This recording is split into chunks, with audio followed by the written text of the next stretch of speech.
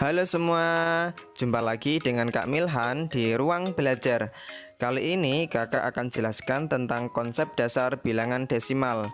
Nah, kenapa kita perlu belajar ini? Karena nanti kita akan belajar mengkonversi atau mengubah dari bilangan desimal ke pecahan biasa, atau sebaliknya dari pecahan biasa ke desimal, kemudian desimal ke persen, dan masih banyak lagi penerapan dalam matematika yang menggunakan bilangan desimal.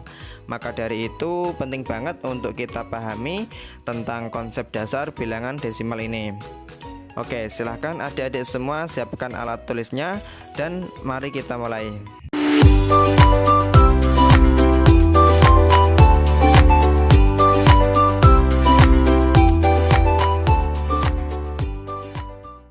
Oke, di sini kakak akan memulai pembahasan dengan mengingatkan kembali pelajaran saat kita di kelas 2 atau kelas 3 dulu tentang nilai tempat suatu bilangan. Nah, misalnya ada suatu bilangan yaitu 123. Oke, masih ingat kan ya, kalau angka 1 di sini posisinya itu sebagai ratusan, 2 itu sebagai puluhan, dan 3 itu sebagai satuan. Nah, sampai saat itu kita tahu kalau satuan adalah unit yang terkecil di antara nilai tempat yang lain.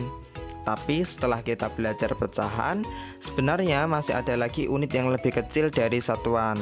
Nah, apa itu, Kak? Oke, sebelumnya kalau kita perhatikan dari nilai tempat ini, mulai dari satuan ke puluhan, puluhan ke ratusan. Nah, itu kan kelipatan 10, ya kan? Nah, karena ada sesuatu yang lebih kecil dari satuan, berarti kita kira-kira nih, kalau 100 sebelumnya itu 10, 10 sebelumnya itu 1. Nah, 1 itu sebelumnya lagi berapa tuh yang kelipatan 10? Berarti 1/10 kan? Nah, sebelumnya lagi berarti ada 1/100, kemudian 1/1000, dan seterusnya. Jadi setelah satuan itu ada pecahan yang penyebutnya itu kelipatan 10, mulai dari 1/10, 1/100, 1/1000, dan seterusnya. Nah, misalnya nih ada suatu bilangan, katakanlah 123,654. Nah, kita udah tahu tadi kalau 1 itu ratusan, 2 itu puluhan, dan 3 itu satuan. Nah, setelahnya itu kan ada tanda koma tuh. Nah, tanda koma ini dinamakan tanda desimal. Gunanya adalah untuk memisahkan bilangan bulat yang ada di sebelah kiri koma dan pecahannya yang ada di sebelah kanan koma. Kemudian setelah koma itu kan ada angka 6 tuh. Nah, angka 6 ini posisinya itu 1/10-an. Angka 5 itu 1/100-an, dan angka 4 itu 1/1000-an. Jadi penyebutnya itu selalu kelipatan 10. Nah, dari sini kita tahu kalau bilangan desimal itu sebenarnya adalah bentuk lain dari suatu pecahan. Ciri khasnya dari bilangan desimal ini adalah adanya tanda koma. Nah, ini harus adik-adik semua pahami, terutama nilai tempat dari bilangannya seperti yang sudah kakak jelaskan tadi. Kenapa? Karena ketika kita paham ini, mengubah desimal ke pecahan biasa atau sebaliknya itu sangat mudah. Gak percaya? Oke, kita coba. Misalnya kakak ada contoh soal 0,3, 2,75, dan 3,745. Kita mau ubah semua bilangan desimal ini menjadi pecahan biasa. Oke, pertama 0,3.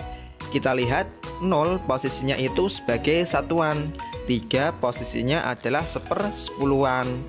Nah, karena angka paling kanannya itu 1/10-an, berarti jawabannya sama dengan per 10. Nah, untuk atasnya gimana, Kak? Untuk atasnya ya tinggal kita pindahin aja angkanya ini. Jadi hasilnya atau bentuk pecahan biasa dari 0,3 adalah 3/10. Oke, next 2,75. Oke, kita perhatikan 2 itu satuan, 7 itu 1/10-an, dan 5 itu 1/100-an. Karena yang paling kanan itu 1/100-an, maka jawabannya sama dengan per 100. Atasnya tinggal kita copy aja angkanya, 275. Jadi 2,75 pecahan biasanya adalah 275/100. Oke, lanjut lagi. Yang terakhir nih, 3,745. 3 itu satuan, 7 adalah 1/10-an, 4 itu seperseratusan, dan 5 itu seperseribuan. Karena angka yang paling belakang adalah seperseribuan, maka jawabannya sama dengan per 1000. Untuk atasnya tinggal pindahin aja angkanya 3, 7, 4, 5. Nah, bentuk pecahan biasa dari 3,745 adalah 3745 per 1000. Gimana? Mudah kan?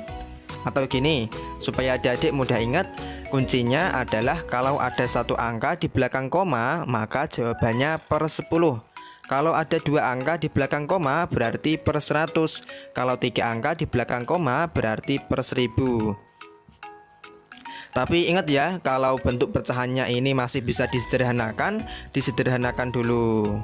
Kalau adik-adik belum tahu cara menyederhanakan pecahan, lihat video kakak tentang cara menyederhanakan pecahan. Link videonya udah kakak taruh dalam deskripsi. Oke, itu tadi mengubah dari desimal ke pecahan biasa. Sekarang bagaimana caranya mengubah dari pecahan biasa ke desimal? Misal nih kakak ada contoh soal 3 per 10 dan 217 per 100. Oke, pertama 3 per 10.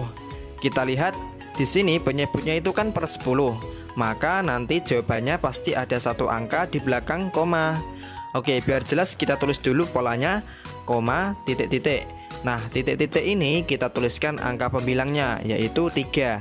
Lalu angka di depan 3 kan nggak ada tuh. Ya udah, di depan koma ini kita kasih 0. Maka hasilnya yaitu 0,3. Jadi bentuk desimal dari 3 per 10 itu 0,3. Oke, next 217 per 100. Nah, ini kan per 100. Berarti jawabannya pasti ada dua angka di belakang koma. Nah, sekarang kita lihat angka pembilangnya. Di sini angka pembilangnya kan 217 nih. Ya udah, tinggal kita pindahin aja. Caranya kita tulis dari angka yang paling kanan dulu ya. 7, 1, 2. Nah, jadinya yaitu 2,17. Lah, Kak, itu kan penyebutnya kelipatan 10 semua. Bagaimana kalau penyebutnya bukan kelipatan 10? Misalnya 3 per 5 atau 1 per 3. Nah, itu gimana caranya, Kak, untuk mengubahnya ke bentuk desimal?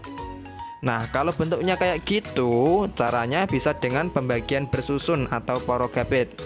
Atau kita ubah dulu penyebutnya menjadi kelipatan 10 apabila memungkinkan.